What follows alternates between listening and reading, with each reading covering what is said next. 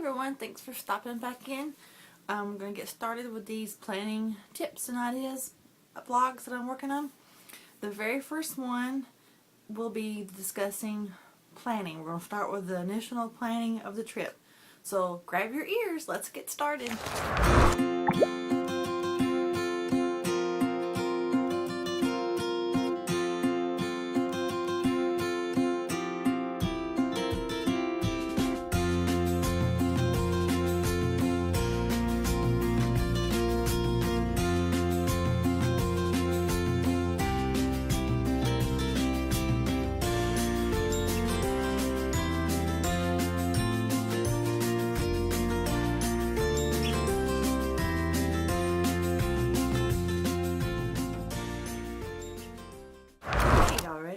Alright, so I typically take notes.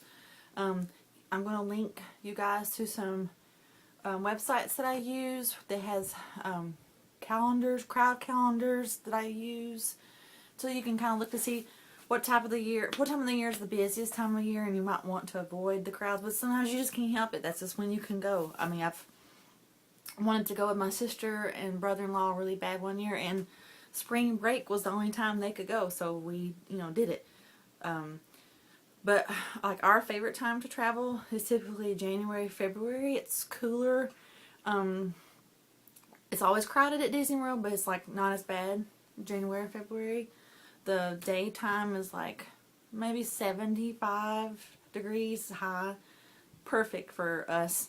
And at night it might be a little chilly. You might want to wear a jacket. But anyway, I'll link you guys to the websites that I use that have average weather temperatures for the year if you're traveling to Florida. Oh, and that's the other thing. The tips I give could probably use at any of the Disney parks.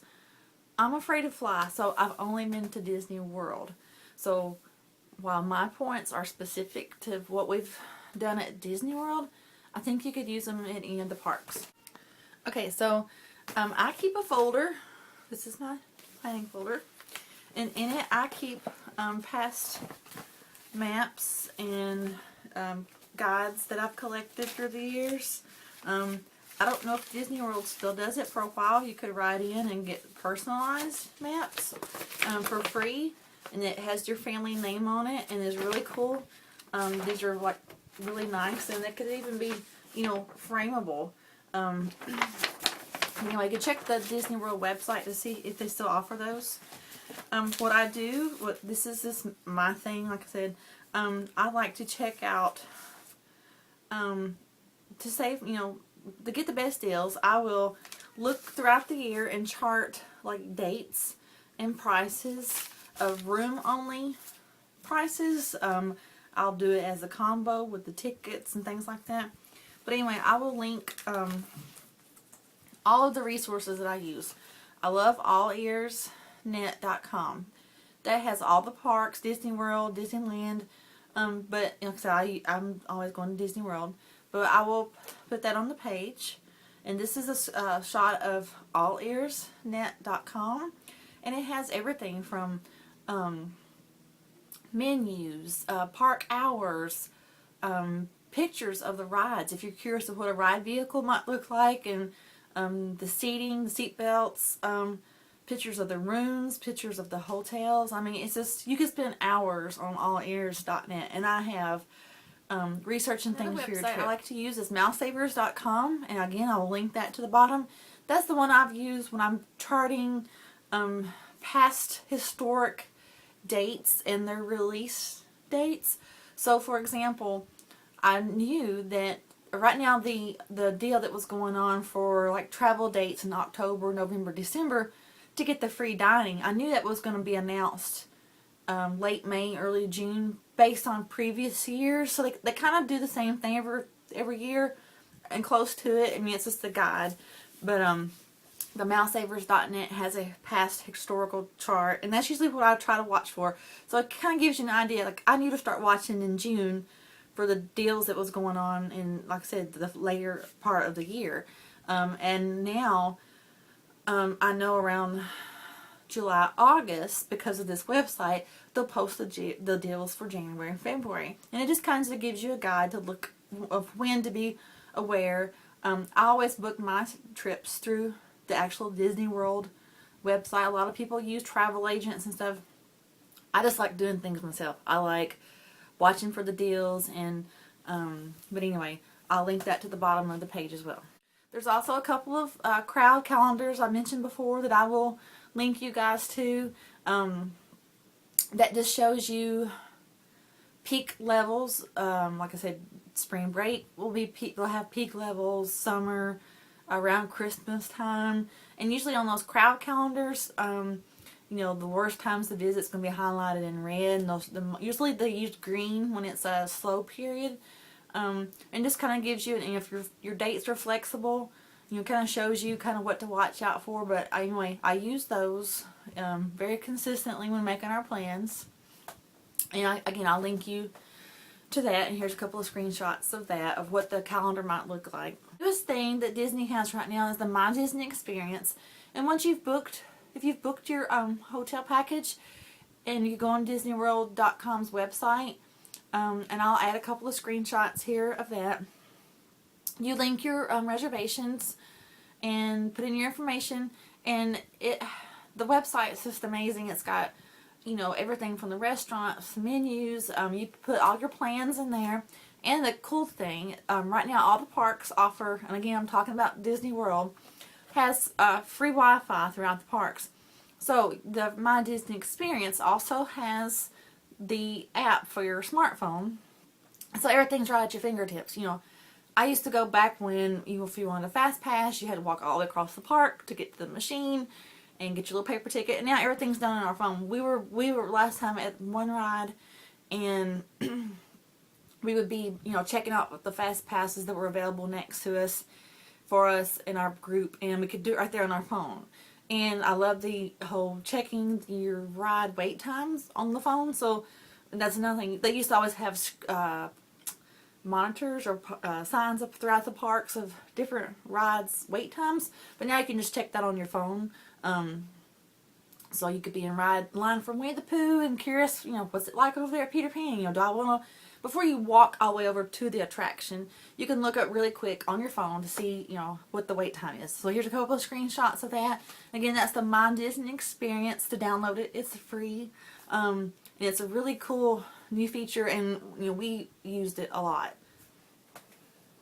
Another thing I like to do with planning, when we already have a place picked out and booked, Disney World's website, you know, months in advance, mark the park hours and the show times, and so I always make a chart.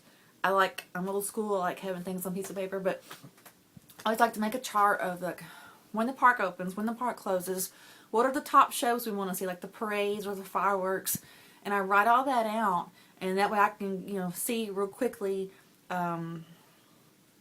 you know, get your game plan ahead of time.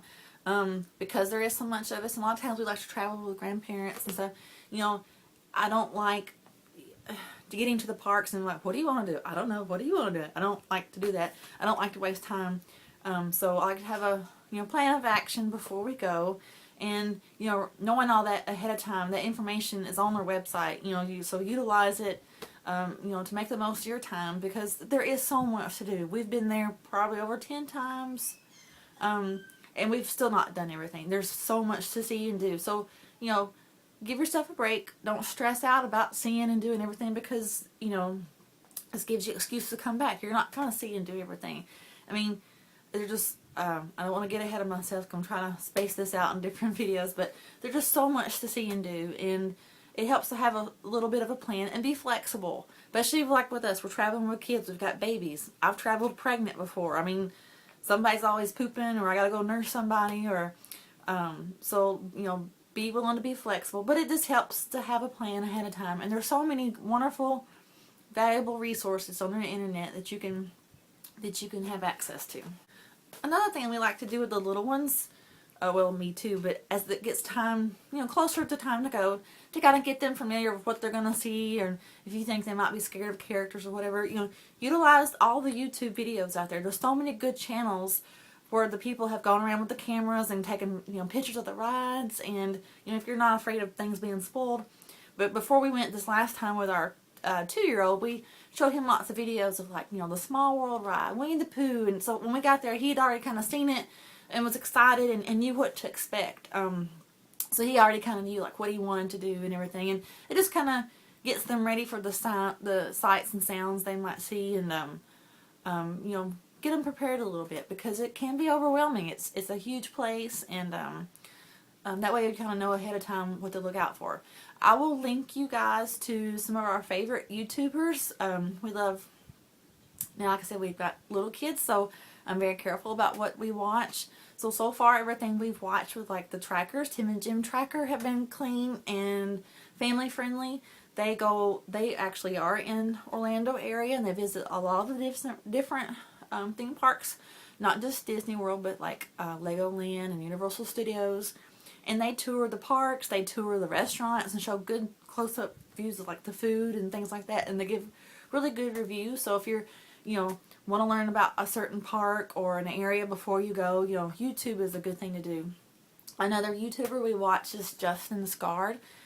He does a lot of stuff at Disneyland, but he also has visited Disney World too. That's how we discovered his channel, was prepping for our last trip. So, and we'll link that down to the bottom too. But and just so many, you can just get on YouTube and, like, Disney World ride attractions, Disney World parades, and things like that, and, you know, get the kids ready for what they'll see, and it just helps you get hyped up and excited about the trip too. So I hope some of the things I've addressed doesn't stress you out.